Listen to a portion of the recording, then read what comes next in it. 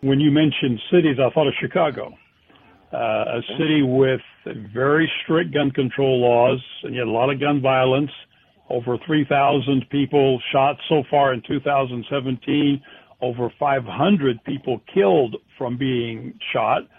Now, the gun control advocates would tell us that it's not fair to look at Chicago's violence because they're so close to the border of Indiana where it's much easier to get guns, they say.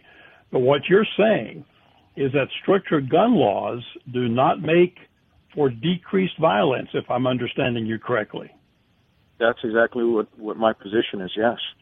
So, when you're talking about a city like Chicago, that's obviously a tragedy what's happening there. And as a former law enforcement officer, I know how serious law enforcement and their leadership take these kind of things. So I can only assume that the Chicago Police Department is doing the best they can to try to control the situation.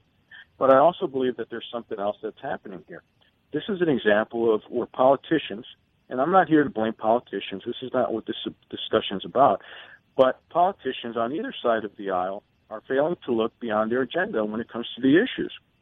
So I also believe that because Chicago is a city where the police department, rightly or not, has been involved in many police misconduct incidents which have been highly publicized, it has created a situation where there's great distrust between the police and community.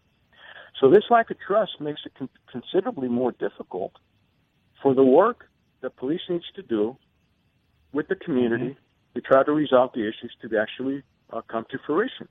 So unfortunately, until the trust can be reestablished, it will be difficult to stem this violence. This makes the tragedy a lot worse because most of the people in the affected communities are not part of the problem, but are forced to live with it.